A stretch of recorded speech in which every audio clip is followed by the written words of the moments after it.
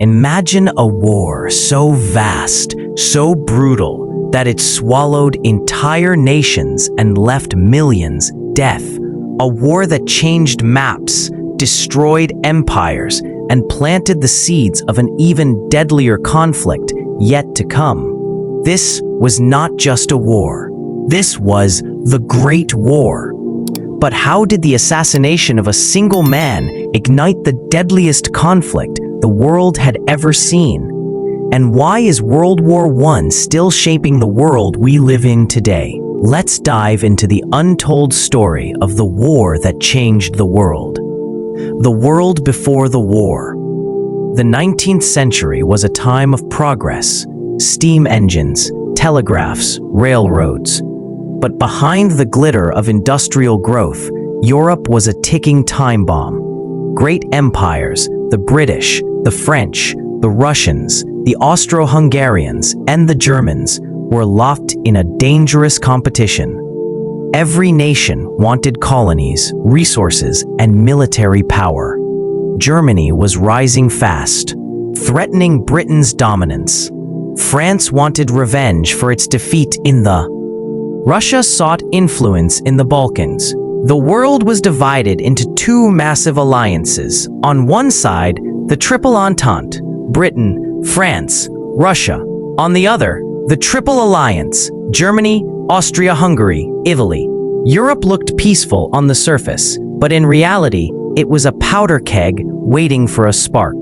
The spark: assassination in Sarajevo. June 28, 1914, Sarajevo. Archduke Franz Ferdinand, heir to the Austro-Hungarian throne, arrives with his wife Sophie. A group of Serbian nationalists, members of the secret Black Hand Society, are waiting with bombs and pistols. The first attempt fails. But later that day, as the Archduke's car makes a wrong turn, a young man named Gavrilo Princip steps forward and fires 2 shots. The Archduke and his wife are dead. This was the shot that shook the world. Austria-Hungary blames Serbia. Russia supports Serbia.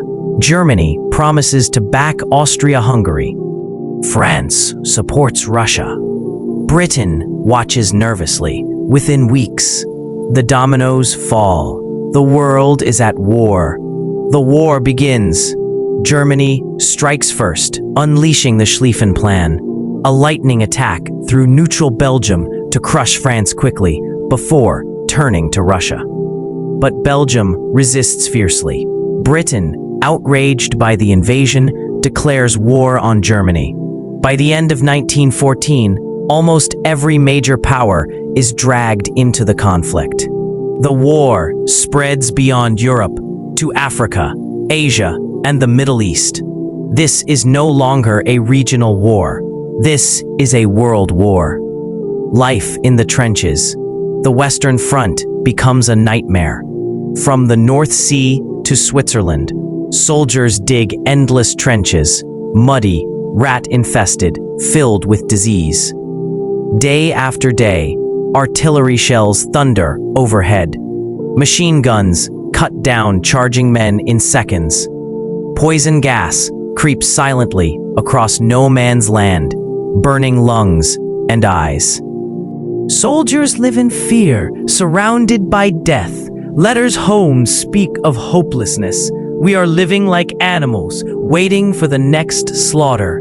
This is trench warfare, where life expectancy at the front could be measured in weeks. The war expands. Meanwhile, other fronts are boiling. On the Eastern Front, Germany clashes with Russia in vast battles, millions of men fighting across frozen landscapes. The Ottoman Empire joins the Central Powers, turning the war into a global conflict. The Gallipoli campaign becomes a disaster for Allied troops. In Africa, colonies are seized. In Asia, Japan enters the war on the Allied side. This is not just Europe's war anymore. It's the world's war. Turning points. 1917 changes everything. First, in Russia, the Tsar falls. The Russian Revolution explodes. and the Bolsheviks seize power. Russia withdraws from the war, leaving Germany free to focus on the West. But just as Germany celebrates, a new giant enters the war, when German submarines sink American ships, and the infamous Zimmermann telegram reveals Germany plotting with Mexico, America can no longer stay neutral. With fresh troops and endless resources, the United States tips the balance. The end of the war, 1918. Germany launches a desperate final offensive on the Western Front. At first, they advance, but the Allies push back with American reinforcements. The exhausted German army collapses. On November 11th, 1918, at 11 a.m., the guns fall silent. The Great War is over. But peace will not bring relief. It will bring new problems, aftermath and legacy. The Treaty of Versailles redraws the map of Europe. Germany is blamed, forced to pay crushing reparations, and stripped of territory. The Austro-Hungarian and Ottoman empires crumble. New nations are born: Poland, Czechoslovakia, Yugoslavia. But the bitterness of defeat and humiliation in Germany fuels anger. Anger that will give rise to Adolf Hitler and World War. In total, over 16 million people are dead. The war to end all wars only set the stage for an even deadlier conflict. World War I ended more than a century ago, but its echoes are everywhere. Borders, politics, technology, and even the way wars are fought. It was the war that changed the world forever.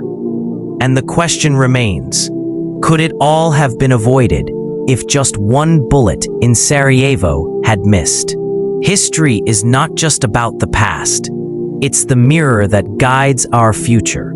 If this story moved you, then join us here on our channel, where every week we uncover powerful events that shaped our world. Subscribe now, because together we are building a community of curious minds, keeping history alive for the next generation.